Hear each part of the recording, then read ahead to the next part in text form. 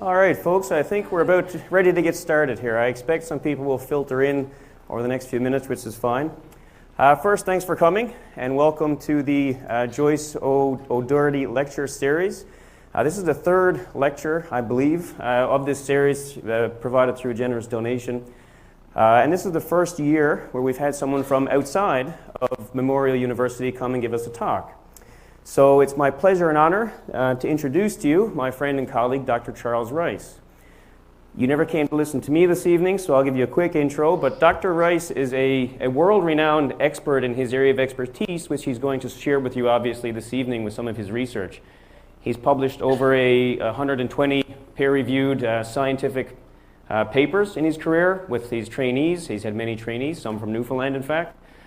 He's published many book chapters, other scholarly works and activities. Both he and his trainees have presented their research literally all over the world.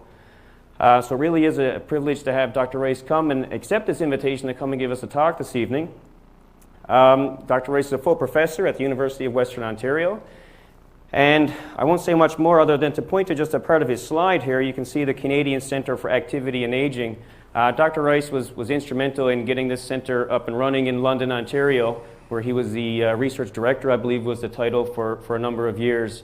And so it's kind of a community outreach with research as well. So it's a really nice integration of the community with a research program, which is part of the reason we thought Dr. Rice would be an excellent person to come speak with you about his research. And he'll talk to you about that. I won't try to take anything away from that. He'll talk to you about that in a moment. So thanks again for coming. I just ask, please, a couple of reminders. If you have phones, please turn off the ringers. And also, Dr. Rice is happy to answer any questions, but we ask that you please hold those to the end. And if it turns out, and I'll be going around with a microphone to make sure everybody can hear, so just throw your hand up at the end and we'll give you an opportunity to ask some questions. And of course, you saw the tables outside. There's going to be some refreshments afterwards, and of course, Dr. Rice will be there to interact and mingle with anybody who may have follow-up questions or simply doesn't want to ask a question in a room full of people. So, without further ado, I ask you to join me in welcoming Dr. Rice.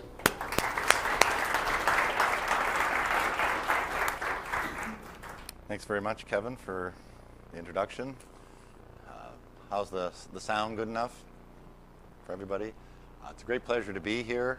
I really want to thank Linda Rohr, the Dean, and Kevin Power for organizing this event and sponsoring my visit here, and certainly to recognize the support from the Joyce O'Doherty Wellness Fund, which I think is a great opportunity for everybody. So I'm going to be talking about aging, mobility, and exercise. Just see how it kind of goes. And as Kevin said, we try to keep questions maybe to the end. Hopefully have enough time for that sort of thing, because that sometimes is the best part. So what is aging? We think about aging, adult aging. So a poet many years ago, very many years ago, hundreds of years ago, described aging like this: all the world's a stage, and all the men and women merely players. They have their exits and their entrances, and one man in his time plays many parts. His acts being 7 ages of man. So I'm going to skip to the 6th age, because that's kind of where I'm going to start my talk a little bit.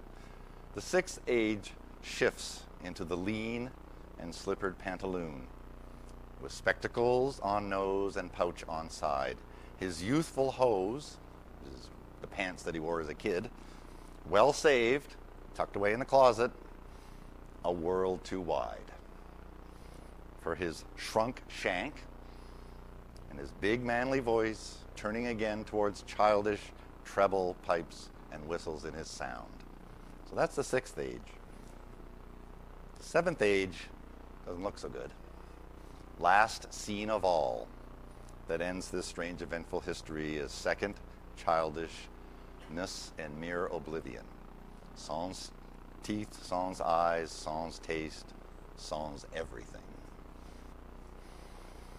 So that's how it was described many years ago by William Shakespeare in one of his plays, As You Like It. I'm going to hopefully give a little more of an upbeat view of things as we move along here. And we'll see how that goes. So for us, in the biological field, the biological sciences, the human sciences, what is our definition of aging? Developmental growth throughout the lifespan, developmental growth to developmental decline.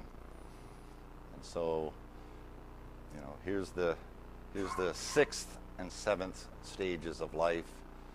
And so the research that I and my colleagues have been doing over the last number of years has kind of focused on these decades of life after 65 years of age, roughly, where there's developmental decline, essentially. So I'm not painting a very good picture yet. We're getting there. So a few stats just to kind of position us and wonder, is this an important topic? Why might this topic be important to us as a society in Canada? The number of people over 65 years of age, 75 to 84, 85 plus, the relative number, the proportion is growing. It's essentially exponentially predicted over the next 20, 30 years. So the proportion of Canadians over 65 years of age will be approaching 20-25%. That has a very large impact on the healthcare system. Those in their later years of life, after maybe 65, 70 years of age, they become very expensive from a healthcare perspective.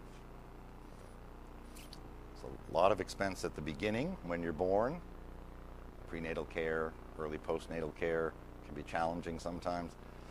Pretty good during your adult years, and then it really becomes an expense. So it's important for us as a society, certainly a Western society as it were, North Americans, to think about aging. It's big numbers, big costs. How are we going to service all that? In Newfoundland, I have the provinces here along the bottom. Newfoundland, like many other provinces, is an old province.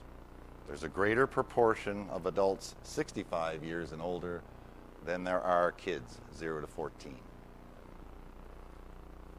There are many other provinces that are older. There are some that are younger. So it's very important for us East Coast people to be thinking about that. And the West Coast is also older. I had to stick in one picture. This is not of Newfoundland, this is of Nova Scotia. This is Peggy's Cove because I'm from Nova Scotia, so I had to stick that in there. These other two pictures, you guys know more than I do about. So what do we know about aging when we think about aging? People appear often to age at different rates. We know that. One 80-year-old can look and act quite differently than another 80-year-old. So how do we define aging? There's different ways to define aging. So we can talk about how old you are. How many years have you been on this planet? That would be your chronological age. Simply the number of years you've been here. There's biological age. This is age determined by your biological profile. The genes that you inherited from your parents and grandparents. How those genes are expressed throughout your life, which is related to perhaps things like lifestyle, diet, choices, the way you choose to live, insults that you may or may not have a choice about, a lot of diseases or situations. That'll affect your biological age. I'm primarily going to be talking about your functional age, the age determined by how well you can carry out activities of daily living, exercise, mobility, and so on. So we're going to come back to this functional age a little bit later. So we want to know what the right combination is. There's some combination, the number of years you're here, your biological age, your functional age. That combination is important. We're trying to understand that combination. We don't know that combination yet. Is it all just luck of the draw? Or can we do something about some of these markers of aging? So when you think of people, your parents, your grandparents, your great-grandparents, what do you think about when you think about an older person, an aged adult? What are the observations? Just the basic observations related to their physical sort of capacity or performance. You think they move slower. Kind of comes with old age. Slow down a little bit. You may be less steady. You may be prone to falls for different reasons. You probably feel that you're not as strong as you were when you were younger. So you have muscle weakness.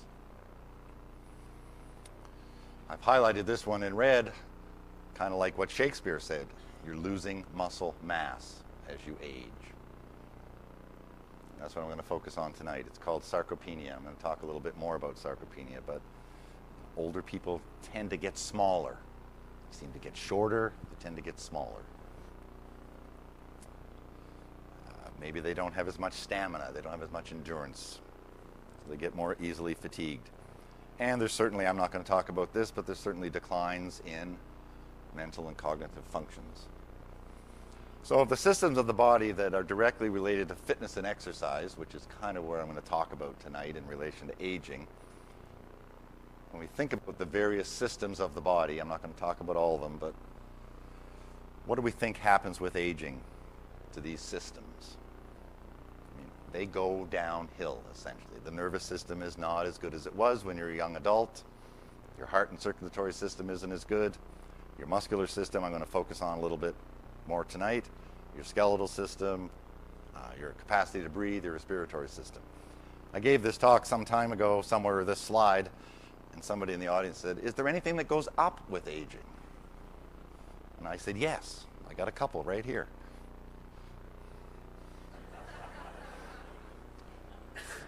Fat mass, blood pressure, disease. So there are things that go up with aging. Maybe not so good. We think of physical performance or physical capacity, we remind ourselves, sort of have a 200-meter sprint performance over a lifetime, marathon performances over a lifetime, for example. Your peak capacity, high velocity, big power, you probably peaked at about 25 years of age. And then a bit of a downhill decline. Your endurance capacity, kind of keep doing the marathon type thing, exercising for hours and hours at a low level, maybe a bit more delay, maybe 30 years of age you might peak for that, but it's probably going to go downhill. So these are the questions I've been chasing over the last number of years. Why are these things going downhill? The why is really hard, but that doesn't mean it's bad, it's just hard to get at. Can we do anything about it? Is there anything we can do? So I'll talk about some of those things. I just want to not get too detailed here, but I do want to set up the idea that I'm basically focusing on the neuromuscular system. So the link between your brains, your vertebral column, your spinal cord, and the muscles. How do the muscles react, and how are they connected to the nervous system, and how does the nervous system deal with the muscles, and how are those two systems changed over 50, 60, 70, 80 years of age, and what modifications might we be able to understand and maybe intervene if possible. And so the way we think of it is your muscle fibers need your nerves. They don't live well without the nerves. They don't work well without the nerves. The muscle fibers have to be innervated or connected to the nervous system. They're connected in groups. A bunch of muscle fibers, 10, 20 muscle fibers are connected to one nerve root from the spinal cord. It's called a motor unit. So we are composed, our skeletal muscles, our voluntarily controlled muscles are composed of motor units. How many motor units are in this muscle? 100. How many motors are in this muscle? 500. Things like that. These are the elemental, basic, contractile state of the muscle. So I'm interested in motor units and how that might change over lifetime. Setting it up a little bit, what do we see at the muscle side of the system? It's the neuromuscular system. This is the muscle side of the system. So I mentioned this before. Loss of muscle mass due to natural adult aging is called sarcopenia, a Greek word which means loss of flesh or poverty of the flesh. The definition, loss of muscle mass and strength and power go with it, associated with biological aging from maturity, when you're a full adult, as it were, to old age. It's felt that it's one of the hallmarks of natural aging. So all these other things, but sarcopenia is a really big deal. Your body is composed of 40, 50, 60% of muscle mass. If you lose a lot of that over your lifetime, it's going to affect a lot of systems in the body potentially. And in fact, somebody way back in 1997 that got things going about this kind of area of research, there may be no single feature of age-related decline more striking than the age-related decline in lean body mass. And it affects mobility, energy intake, nutritional status, independence of life, being an independent person, not having to live in a dependent care situation, and breathing. Basic breathing requires muscle. So sarcopenia has focused the research in this area for a number of years, at least the research that I'm kind of interested in. So there's going to be a test at the end. I want you to memorize everything on this slide. And if you want to have any snacks that are being served later, you got to pass the test. So I'm not going to go on all these details. I want you to appreciate that sarcopenia, the loss of muscle mass with age, there are many factors that we can search down here to try to figure out why are we losing muscle mass and can we do anything about it. And so there are hormonal factors. Our hormone status changes greatly with age, men and women. The fibers, the muscle fibers that you have get smaller. That may be related to hormonal factors. It may be related to inflammatory factors that are circulating throughout your body over your lifetime. I'm on this side of the box over here. These are the cell bodies in your nervous system, in your spinal cord, that are part of the motor neuron, or part of the motor unit. These are the motor neurons. They are connected to muscle fibers. We think, and many others, that these factors over here do affect sarcopenia quite a bit.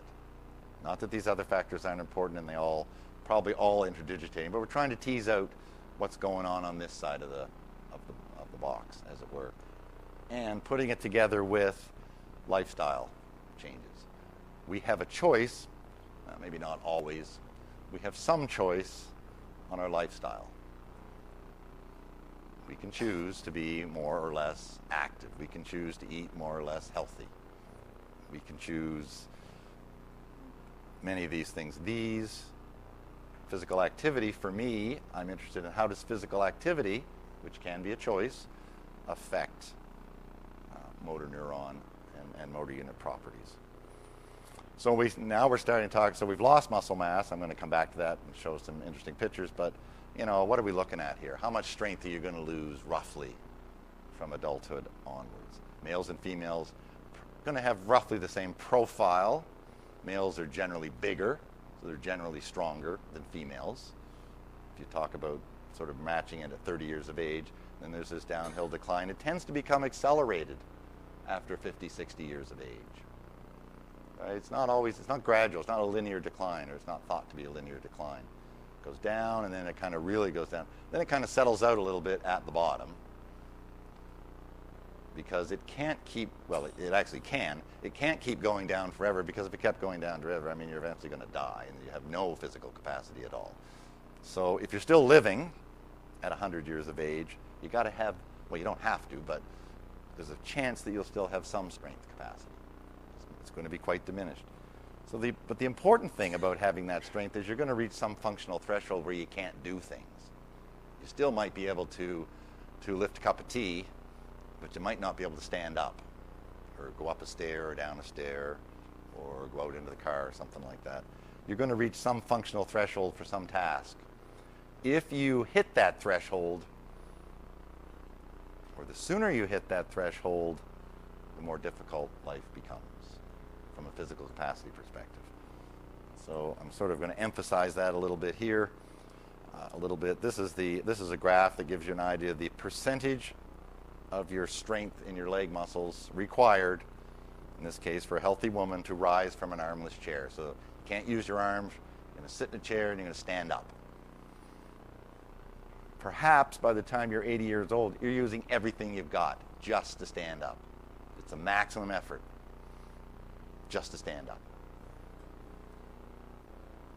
If you're older and you're below the threshold, you can't stand up. Perhaps you're going to reach something, you just can't do it. You don't have the muscle mass, you don't have the strength or the neural control to actually stand up. And that's not a place we want to get to in a hurry. Same idea here. This is an idea of people going up and down stairs, whether it's a big stair, a big step, or a smaller step. You need a certain amount of overall limb power to go up and down stairs. Again, men and women may reach these thresholds at different times. If you're weaker, you're going to get to the threshold sooner. You're not going to have enough power to go up a couple of steps. If it's a big step, you just can't do it. You don't have the power. So these thresholds of function are important. We want to stay above the threshold as long as we can. And somebody summarized that nicely to remind us, as a consequence of diminishing exercise tolerance, your ability to do stuff, physical activity, a large and increasing number of us will live below, at, or just above a threshold of physical ability. You don't want to be hovering around the threshold, because one insult, one trip, one fall, one bout of pneumonia is going to put you in bed, and that minor, relatively minor illness may render them completely dependent. You may never get out of bed again. So those thresholds are critical. And there's different thresholds for different tasks of daily living, as you can appreciate, but put them all together, think about it. So we can measure muscle mass, comparing young and old people. And I think this slide like this gives us an idea that you do lose a lot of muscle mass. Here's a scan, an MRI scan, magnetic resonance imaging scan, like an X-ray of the arm. This is your arm bone, your upper arm bone. This is your biceps muscle, your triceps muscles. This is subcutaneous fat around the outside. This is a healthy, regular, active 22-year-old male, average university student. Here's a 95-year-old male who's still living independently. He drove the car to the lab to do the tests that we did on him. He was in great shape. His arm bone is here. But what do you see that's different about him? He was healthy, pretty active, pretty good shape. He was about 50% less muscle mass. It's dramatic loss of tissue over time. And many people have done these studies and looked at these sorts of things. We did another study where we actually compared 25-year-old males to 65-year-old males to 80-year-old males. This scan is through the lower leg. This is your shin bone here, your shin bone here, your shin bone here. Here's the muscle tissue. It looks pretty homogeneously dense. It looks uniform. Looks kind of solid, well packed in there. 40 years later, people are looking more like this. Less muscle, less density of muscle, lots of infiltration of things that aren't muscle, fat, connective tissue, being replaced with something. It's actually not replaced one-to-one. The space that the muscle fibers took up, the muscle fibers are now gone, so it just gets filled in with fat and so on. So that's 40 years of aging. Here's 15 years of aging after we've reached this sort of bigger downward spiral. A lot of even greater changes here. 65-year-old's doing pretty good. His muscle strength happens to be the same muscle strength as this person, as an example. However, time they're 80, no matter perhaps what you do, strength is going to go down. And other factors are going to go down. So 40 years, pretty good, and then you kind of hit this threshold of time. And that's where, so this is where we've spent our studies looking at these sorts of things. So I'm going to put a plug in here now to start the rest, sort of the second part of the talk, exercise. Can we do something about this loss in muscle mass as a start? So here's a young, sort of healthy male. This is, I got another cross section here. This is through the upper leg, through the thigh. This is the thigh bone here. This muscle's the front of the thigh. This muscle's the back of the thigh. the fat mass, the overall fat mass of this person, of his overall body mass of 76 kilograms, 10 kilograms are fat mass. So we all have some fat. We have to have some fat. His fat-free mass is about 57 kilograms.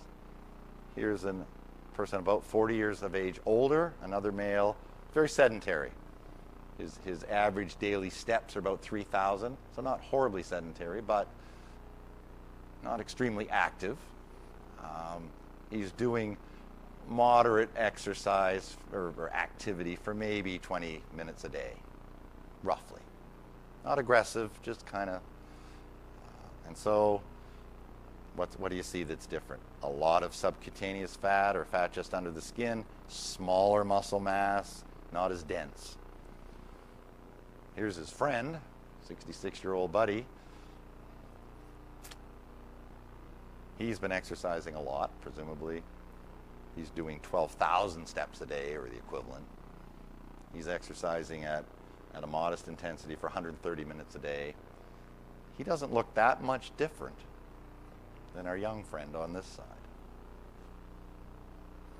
Now, not everyone's going to respond this way, not everyone's going to be this way, but these aren't special or unique. And so this has been seen a lot. So you can hang on to some of that sarcopenia longer, maintain it better with some exercise. I'm not here to prescribe the exercise. That's a whole other topic, which is a good topic, but kind of get you thinking about it anyway. So what happens with these motor units that we're talking about? Right? I said this was the elemental, contractile, controlled ability of the nervous system to control muscle force output. What happens to these motor units? Bunches of muscles have motor units. It's the basic link, as I said, and it really relates to your contractile capacity. You're gonna activate these motor units. You're gonna voluntarily will them to turn them on, and they're gonna contract muscle fibers. And when you want a stronger and stronger contraction, you're gonna turn on more and more of them, and you're gonna excite them more frequently. You're gonna rev them up. And that's going to get you to your maximum level to carry the maximum load that you can carry. So you're going to play around with motor units. Your body's going to do that normally. You don't have to think about it, thankfully. Your body will take care of it naturally. But you need a greater strength. They're going to put more people on the job, more motor units on the job, and make them work a little faster. And that's these electrical pulses that are going to talk from the nerve to the muscle. It's thought with aging over many, many decades, for some reason, these motor neuron cells that are in your spinal cord, they die. We don't know why they die. They've suffered some stress, some insult. Time's run out for some reason. They die. When they die, the muscle fibers that they were attached to don't like it. They need to be attached to another nerve. Some of the neighboring nerves can send a little branch or a little sprout and pick up some of those muscle fibers that were let go, but not all of them. We think that process continues in your 40s and 50s and 60s and 70s and 80s and 90s. It's not going to go on forever, but it's a strategy that we think it's a natural strategy that the body has to hang on to muscle fibers as much as possible. But maybe you can help that. Maybe you can help that strategy. So if you come to the lab, my lab or other labs like this, we put you on machines and we ask to test your muscle strength, and we shock your muscles just to see if you're awake and you like it, and we can get a little more gruesome. We can stick things into your muscles, little wires and needles, so we can record what's going on. We can understand how the nerve and muscle system is working together. And if we're really lucky, we'll have a student come from Bonavista Vista and stay in the lab for 4 or 5 years and do some great projects here. So this is Brian Dalton from local boy. He went here to MUN as well with Dr. Boehm and colleagues. This is one of our long-standing. This picture's about 10 years old maybe. He was just in the lab a couple of weeks ago. He's 94, 95. He's come to the lab off and on for about 20 years or more. Been a great subject. He's very good shape, by the way. He's the way we all want to be at 94. He has more hair than I do. His hair's darker than I do. He's got bigger muscles than I do. He's right. And he's like 40 years older than I. Anyway, we're all jealous of him. Yeah, but he's great. He's great. So if we start looking at these motor units, the numbers and the details aren't that important, but I think it's important to make the message, the idea. These are muscles of the hand, small muscles of the hand. This is your biceps muscle. This is a muscle in your lower leg. This is another muscle, one of your calf muscles in the back of the lower leg. If you compare the number of motor units in the muscles of people who are 30 years of age to people who are 70 and 80 and 90 years of age, you find generally in all muscles there are fewer motor units. We've lost these cell bodies, and the muscle fibers are probably going with it, some of them, many of them. So it's downhill. We've lost over time. We've lost a little bit here, and then, wow, the next 10 or 15 years, we've really lost a lot. Some of these. Some muscles do better than others. Some don't lose as much. Don't know why. We'd like to know why. It might be because how they're used throughout life. It might be where they're located in the body. There might be other factors that we don't know about. But generally, we're losing motor units. And we can kind of, when we bring people to the lab, we can kind of estimate the number of motor units that are in people's muscles. We don't have to dissect them, which is kind of nice. So now I'm going to come back to functional age. We've lost muscle mass. We've lost motor units. And sarcopenia and functional age. So this idea of sarcopenia has been around, as I said, since the late 90s, and people have been trying to figure out, what's the definition? What's the clinical diagnosis or definition of sarcopenia? When am I going to become sarcopenic? Is it when I'm 60, 70, 80, 90? When am I going to become sarcopenic? What's the diagnosis? When's my physician going to say, you've got sarcopenia? Yes, I do. Thank you very much. Yeah.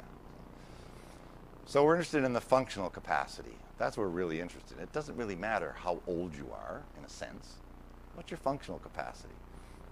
So we did a different series of studies here based on what people were suggesting, that muscle mass is important as one of the diagnostic tools related to sarcopenia. How fast and how well you walk is a functional measure. Activity of daily living. How strong are you? They've used hand grip strength as a proxy for basic body strength. And so if you screen a bunch of people, we screened 63 people and 24 met some inclusion criteria, and we tested these 24 people. There were 9 men and 15 women, and they aged between 65 and 91 years of age.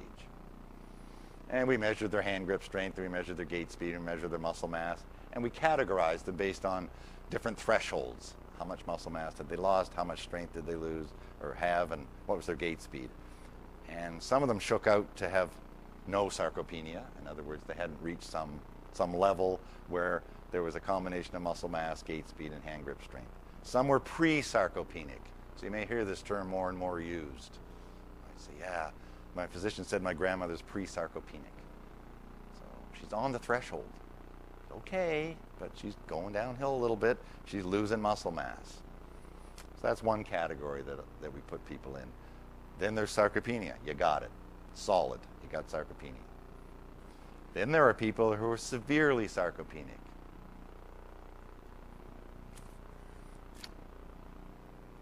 So we categorized these people this way, and then we looked at some of their functional properties. So we had these 3 groups, pre-sarcopenic, sarcopenic, and severe sarcopenic. The average age of all 3 of these groups turned out to be 80 years of age, and there was no difference in the age. So here we are back to this idea, not everyone ages the same. One 80-year-old is not the same as another 80-year-old. Why is that? That was interesting for us to really apply our laboratory techniques and realize there's something going on here.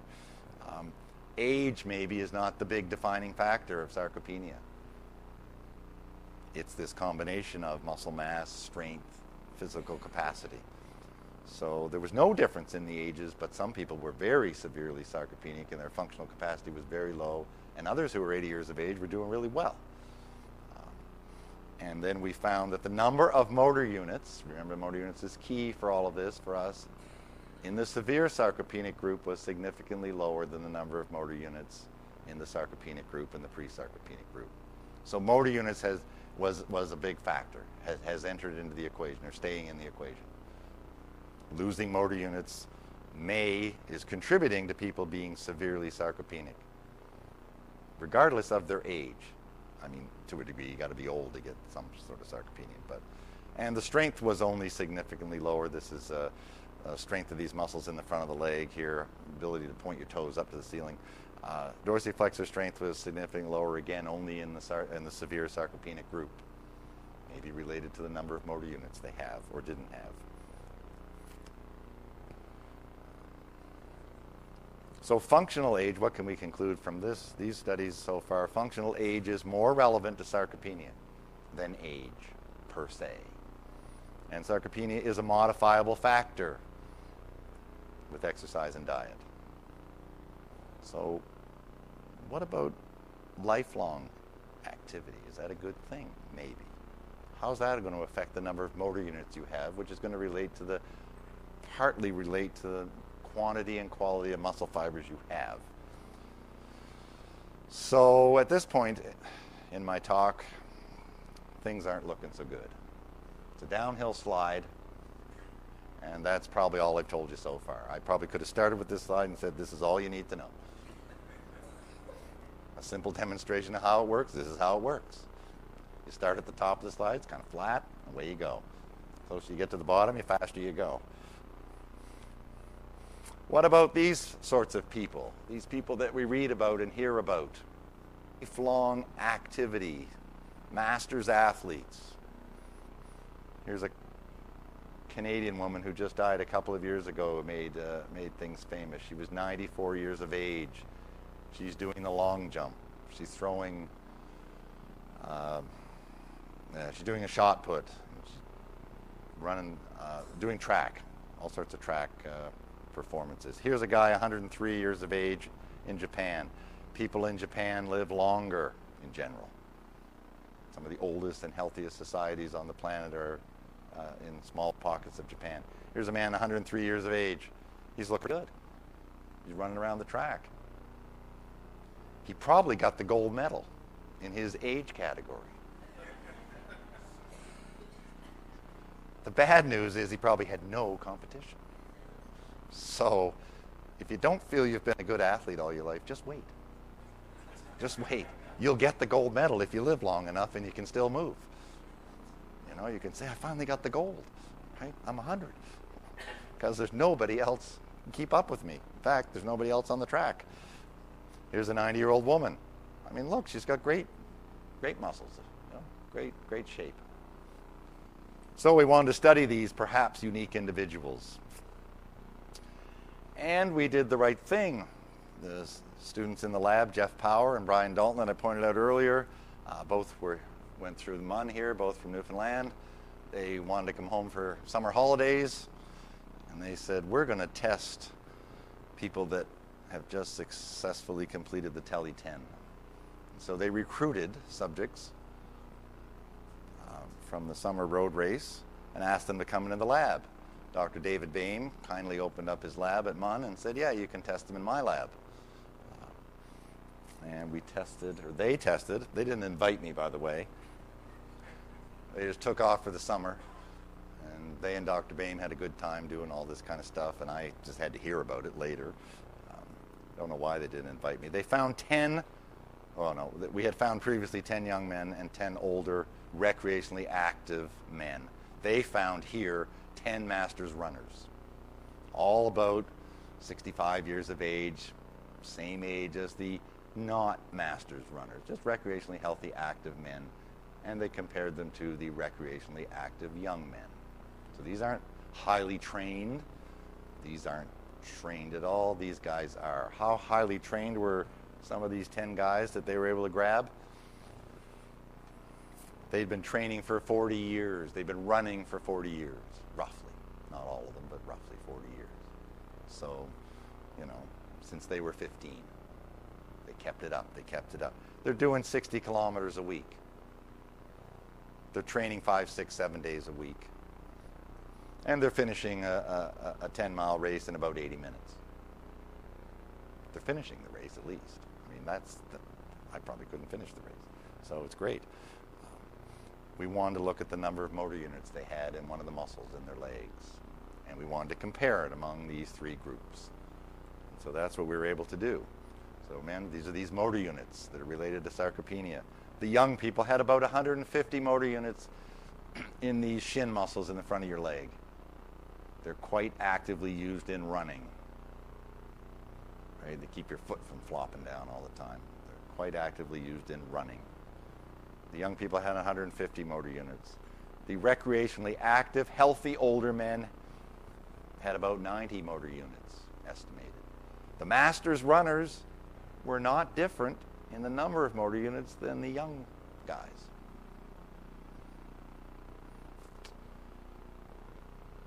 So, I mean, I could sell you this line right now and say that, that's it, just run, we got it all. So what's the limitation of this? It's not the same people. We did not follow the same people for 40 years. That's the ultimate studies to do. It takes a long time to do that. You'd like to have tested these masters runners when they were 27. Maybe they had 400 motor units and they've actually lost a lot. Probably didn't, but it would have been cool to see, and we could have tracked it over time. That's what we'd like to get to eventually. But at the moment, we're kind of stuck with looking at groups of people. They're different people. They have a different genetic profile. They have different life histories and so on. However, it was the first study that kind of put these things together to kind of look at the neuromuscular system from this aspect and say, wow, maybe there's something going on here. So we thought, well, these people are old, but they're not really old, 60, 65, that's not so much. Can we look at even older masters athletes? And we were able to connect with friends at McGill University who were testing masters athletes in their 80s and above. And these were truly world-class masters athletes. These were people who had placed in their age category first in a marathon between 80 and 84. Maybe not a lot of players, I don't know, but second in the 100-meter, third in the pentathlon, fourth in hurdles, and fifth, and so on. World level competitors. They brought these men and women in from all over the world and tested them at McGill, and we were able to do some of our tests while we were there. We were interested in the number of motor units they had. These people are now about 20 years older than the ones we just tested here in St. John's. What might we find? We found that the average age was about 80 years of age. We had control people who were recreationally healthy, but not long-standing athletes, not world class. And we compared it to same age, roughly, of athletes. We had about 17 males and 14 females. And there wasn't any difference in the height and weight, and most measures, as you might expect, the athletes had a lower amount of fat mass. So they were leaner, as you might have expected. And we kind of looked at the kind of events that they did. Did they kind of do a kind of a power event? Were they 100-meter sprinters, or were they more endurance athletes? Because we had them, they're all kind of essentially, they're all, none of them was like power lifters or anything. They were all like track and field athletes, essentially, which was good. But there are power events versus endurance events. We just wanted to look at that. We found that the strength of their leg muscle that we were testing, the athletes were stronger. The males were stronger, and the females were stronger, about 40%, 30% stronger. How many motor units did they have? Did they have more or less? The old controls, who don't exercise at all, had about 60 motor units. They had 90 15 years ago. Now they got 60. The young controls still have 150, as they did in the previous slide. How are the masters athletes doing? Are they as good as the young controls? No. But they're better than their sedentary counterparts of the same age. So another study, and other people have done some other studies in the world that are kind of looking at these sorts of things. And animal studies have been done to look at the effects of lifelong activity in animals. There does seem to be a protective effect, is the message from all these studies. We tend to see the athletes doing better than the non-athletes. It might be because they're genetically better somehow. They were born better. Can't do much about that. But maybe the lifelong physical activity has a positive benefit. And we also looked at their muscles, just to kind of microscopically look at their muscles, take a muscle biopsy, and we look at the cross-section of the muscle fibers just to get an idea. What do these muscle fibers look like? The masters athletes have bigger muscle fibers, probably have more of them because they have more motor units. And they looked in better shape. They were more young looking than the non-athlete control, which had smaller fibers, and some of them just didn't look as good. So we can say the masters athletes have larger fibers and they have less. It looks better. The pattern looks better. It looks more young-like, which is perhaps better, probably better. Masters athletes have an exceptionally functioning motor units. They got more of them, and they're probably doing better. These motor units are healthy, perhaps. Older untrained adults have fewer motor units, and the motor units that they have are probably not in a real stable condition. They're going to start losing them, perhaps faster than the masters athletes. So Jeff Power put this nice little slide together that kind of just summarized this in relation to motor units. Here's the number of motor units that somebody has. Here's somebody walking through life, and here's somebody running through life, and the clock is spinning away here. And, you know, this is kind of the take-home message from this. The number of motor units for the runner may be better preserved or hang on to them longer than for the person who's not pushing themselves a little bit at all. So why should older people exercise train? Coming back to some of the stuff I introduced a few minutes ago, we want to stay away from this functional threshold if we can. With exercise training, here's the curve. Sometimes it's straight, sometimes it's curved. Here's the downhill curve in strength and cardiorespiratory capacity, going downhill. Maybe undertake a training program, step up a little higher on the slide. Have a little bit longer slide, have more time on the slide. Delay getting to the functional threshold. Might be a good message to take home. So in summary of the whole talk, aging is inevitable so far. We cannot stop aging or turn back the clock exactly. We may get there someday. There may be drugs and interventions to turn back the clock. We could freeze ourselves and come back in a couple of years or 10 years or 20 years. At the moment, it's inevitable. Sarcopenia is inevitable. You're not going to find someone who's 100 years of age who's going to take on someone who's 25 years of age and win. I don't think. You might, but you're going to lose a lot of muscle mass and motor units. Loss of muscle mass is a critical aspect of aging. Has many factors, and it too is inevitable. Here's a guy who's been weight training. He's kind of famous in different books that have been put out. 67 years of age, he looks better than everyone in this room. 10 years later, he's still looking pretty good, but he's not as good as he was at 67. He's still fighting the fight. He's kind of losing a little bit here, but he's doing pretty good. We'd all be pretty happy at 79 or 80 to look like this. We could. Motor units are an important factor in sarcopenia and are lost with aging due to changes in the central nervous system. We don't know what these changes are for sure. We're losing motor units.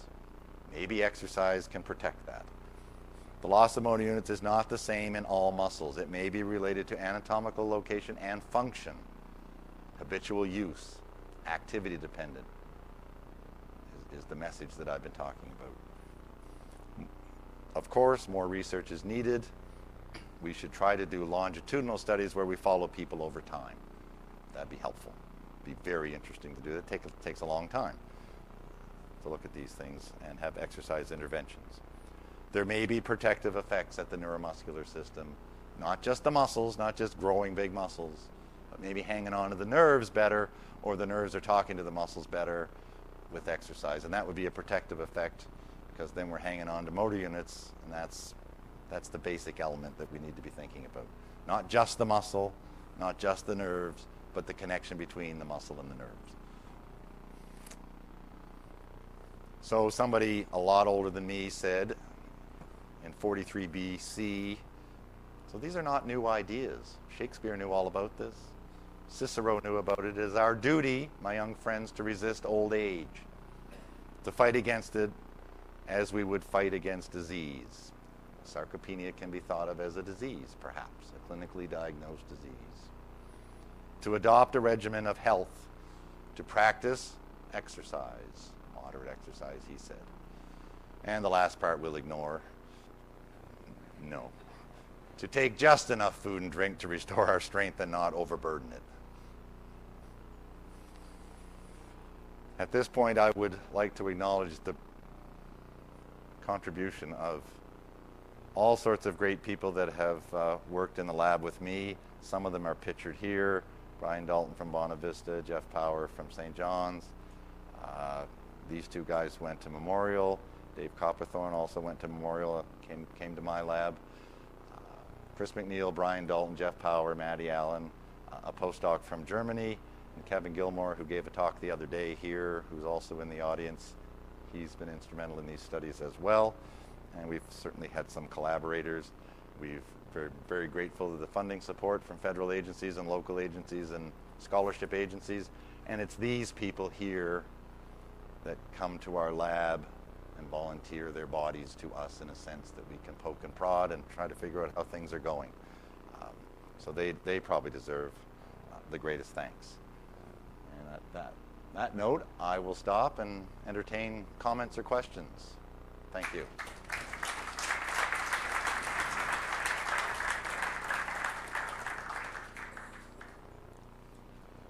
Any questions for Dr. Rice? I'll attempt to bring around the mic so everybody can hear you. Are there any questions for Dr. Rice?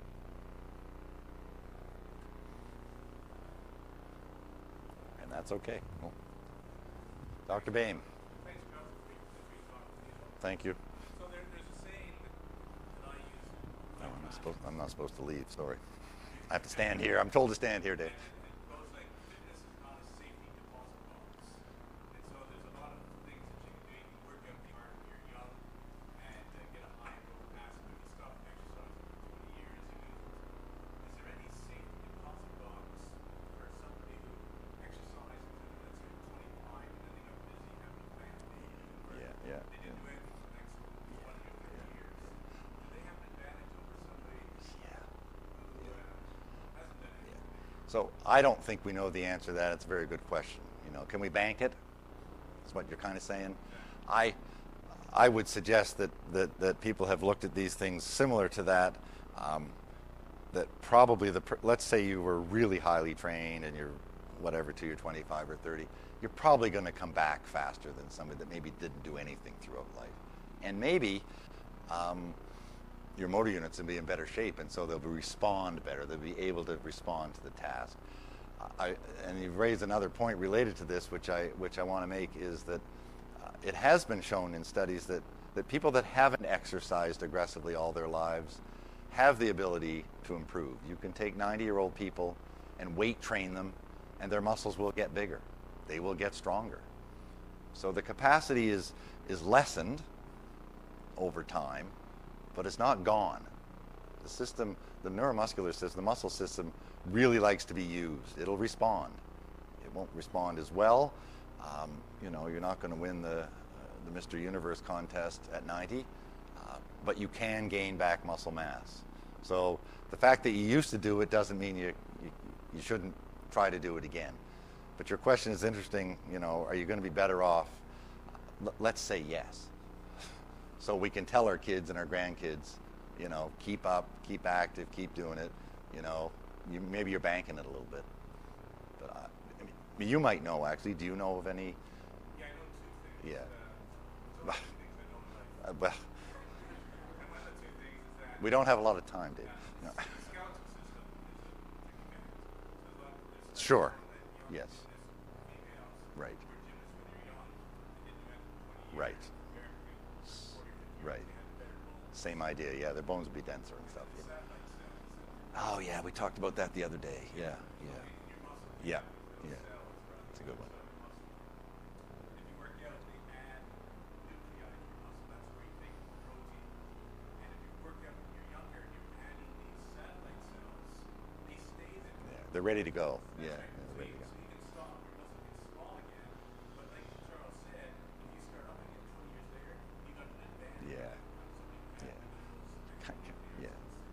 kind of like the muscle memory idea a little bit. Yeah, that's where it's coming from. So yeah, I think that's sensible, but I don't know of a lot of good studies that have looked at things like I'm talking about today. We need to we need to think about those things as well with these longitudinal studies. Any other thoughts or questions?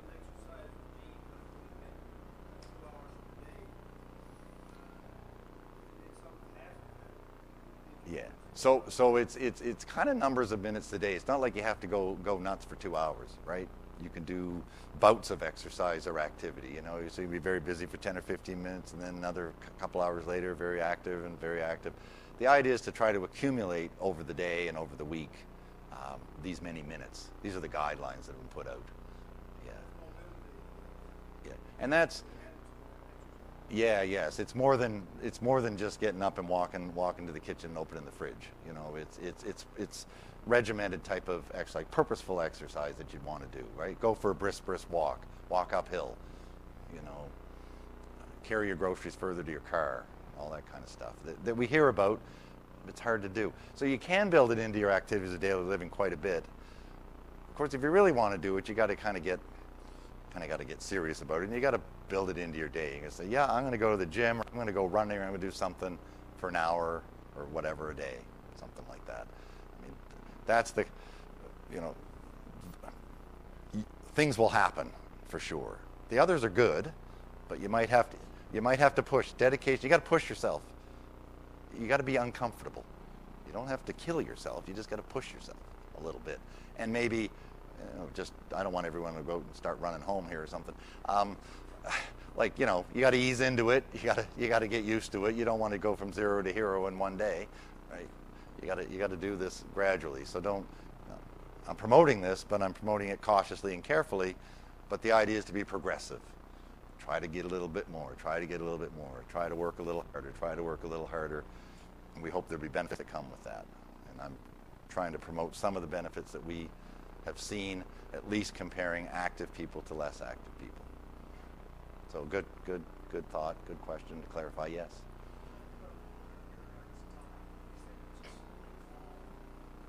Yeah. So your brain cells are your brain's the same way. Your brain's shrinking with age. You know, there's neuron loss with age. People really want to know why, right? And that affects our cognitive capacity, our ability to think and do things. It also affects our motor control, how well we can control our muscles from our brain on down if we lose these cells. Many thoughts about what insults. Well, people might think, well, maybe the cells are programmed to die. They're just going to die after some years. It's probably not quite that simple. There are many instances in the body where cells are programmed to die for different reasons. But losing neurons is a bit of a mystery. And it could be lifestyle. I mean, the genetics probably play some big role, but then there's these lifestyle factors that you maybe can impose on it. And so, you know, maybe living the rough life for a number of years might accentuate the loss of brain cells as well as spinal cord cells. But you kind of peak at 2 years of age or something with the number of brain cells you have. And just listening to me here in the last hour, you probably lost 10. Yes.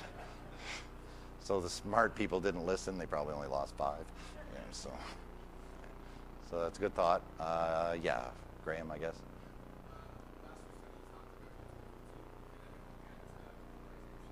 No. Blood flow capacity. You know, how many blood vessels are in the muscle? No.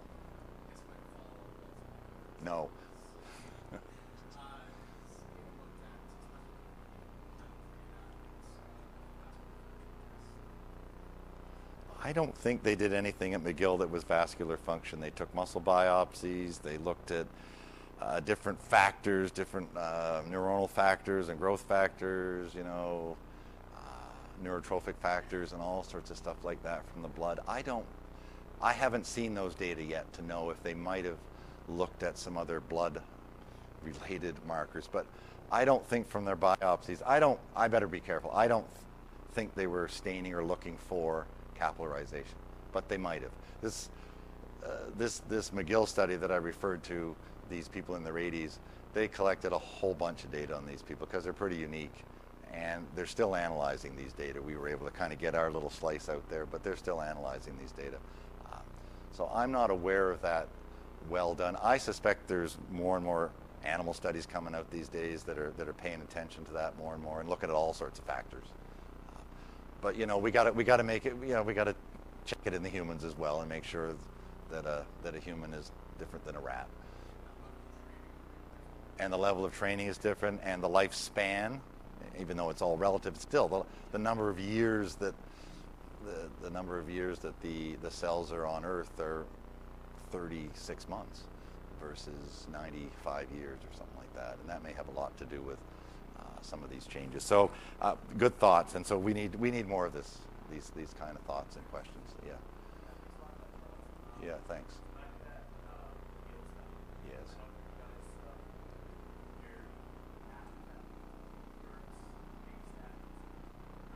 Yeah, and you're gonna ask me if there's any difference. No, there wasn't. The numbers weren't big enough. I think we just used that to describe it when people asked the question, what kind of event did these people do? It was balanced. And it didn't shake out because we just didn't have enough numbers to say, yeah, it was the power events that were better. You know, you should be running 100-meter sprints and forget about marathons or whatever. Not enough there for that. Those kind of studies need to be done. What kind of exercise might be the best? Is it sort of weight training exercise, or is it aerobic exercise? Is it both? Is one equally as good as another for different reasons? There's many different factors related to that, as you probably well appreciate, but I guess the simple answer is no. Yes, somebody right there.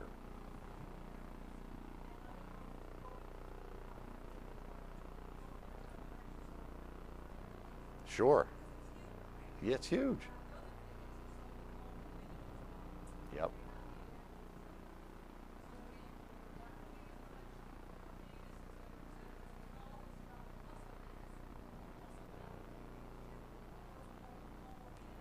They go up. Yeah.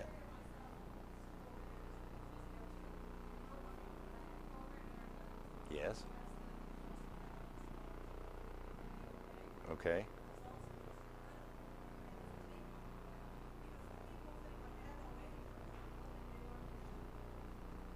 Right. Yeah. Yep. Right. Yep. Oh yeah. No. Yeah. Oh, good. Yes. Yes.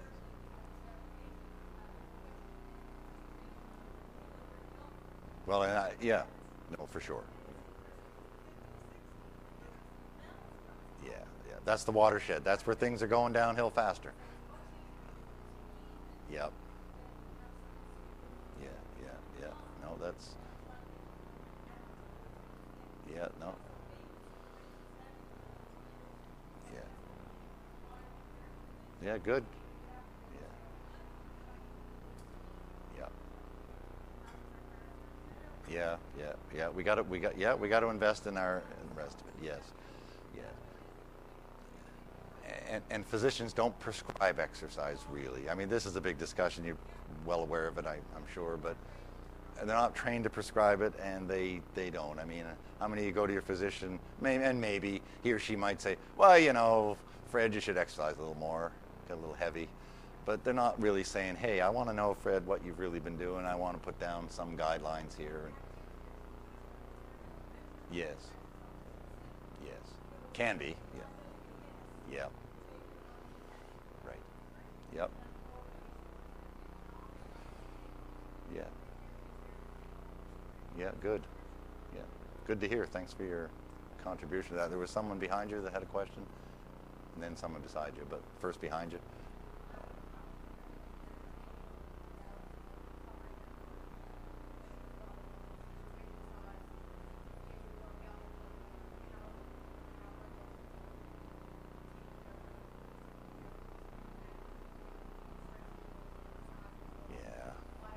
Yes.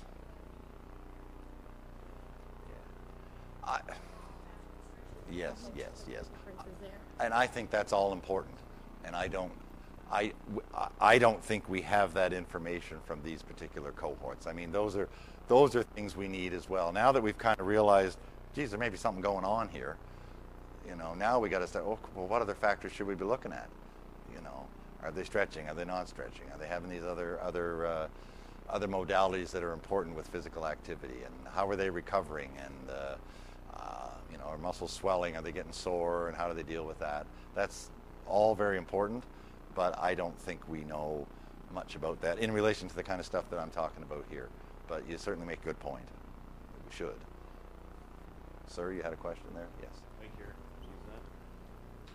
Sir, I just wanted to ask if you'd ever encountered Taoist Tai Chi in your studies of physical exercise. I have not. Tell me more. I've had 24 years of experience with Taoist Tai Chi. Okay. And it was an exercise I thoroughly enjoyed and did a lot for me. But now I'm running into trouble with osteoarthritis. And it's slowing me down. Yeah, so I'm trying to balance the two. Yeah. And I was hoping I get a bit of an answer to that here. Yeah. I'm not quite far out of my area of expertise to sort of comment on that. I mean, I think Tai Chi's been shown to be very positive and very, very influential for many people in many ages, and certainly older adults. And the fact that you might not be able to do it as much is a challenge.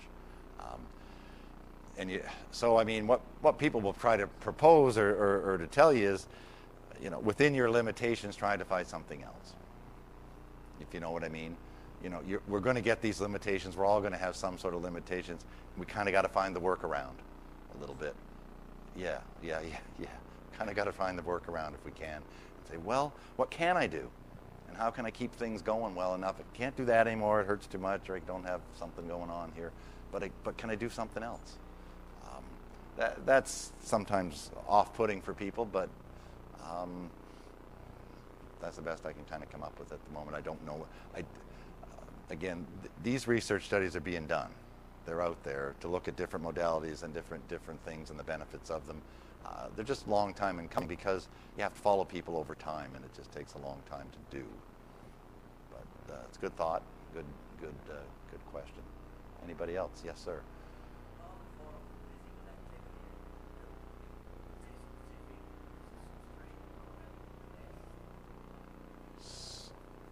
So specific. What? Yeah, but what do you mean by a specific program? Like, is there a particular program that's best?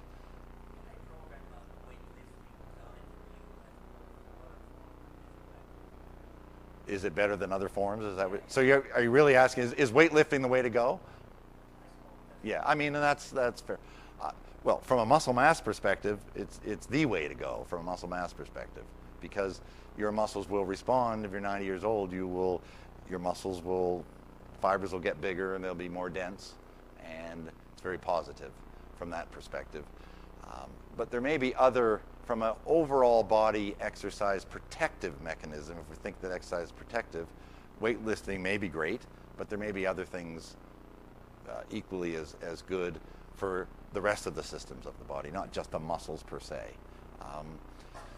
And so probably a balanced routine. Now there's I'm not going to prescribe exercise here or begin to, but your situation, if you meet the right fitness people, you can be prescribed exercise that can work for you. What are your goals? Where do you come from? Who are you?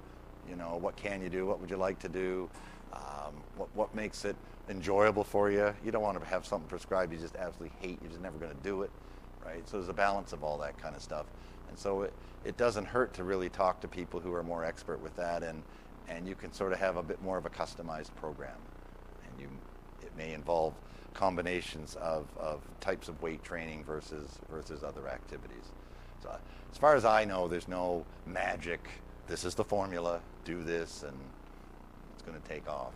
Because you're different than the next guy. Your genetics are different. Your life history is different. Your body has aged differently than the guy beside you, right? Even though you might be both the same age. Right? So for you, it might work a little bit different than it does for him or her. So we got to keep those things. So I mean, it kind of gets back to personalized or individualized medicine that we're hearing about all these days, right? You're a different being than the next guy, so maybe you're going to respond differently to this drug or this intervention. Keep that in mind. Thanks.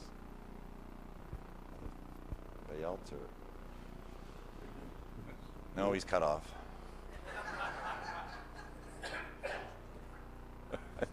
But he's- Just to respond to Jerry's question there, my response to that, when you mentioned about all the different systems, the muscular system goes down, the cardiovascular system goes down, respiratory system goes down. So if you love to weight train, you still got to get some aerobic work in there, make sure your cardiovascular system is there. Now, most people don't want to spend an hour running, then spend an hour weight training, spend an hour doing flexibility. Got a little more things I like to do than that. But maybe something like circuit training, Yeah, where you sure. can stick all three into it Yeah. and get your muscles and your heart and your flexibility, get it all done with it. Yeah, or a modified weight training program that brings that. Yeah.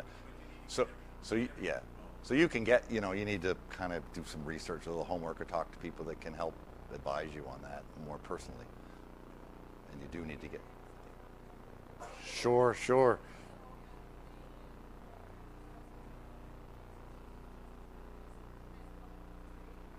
They do. She's saying there are guidelines available from the Canadian Society for Exercise Physiology, guidelines for exercising in older adults. Yeah. So you can actually go online, look up the Canadian Association of Exercise Physiologists, and they'll print off your targeted groups.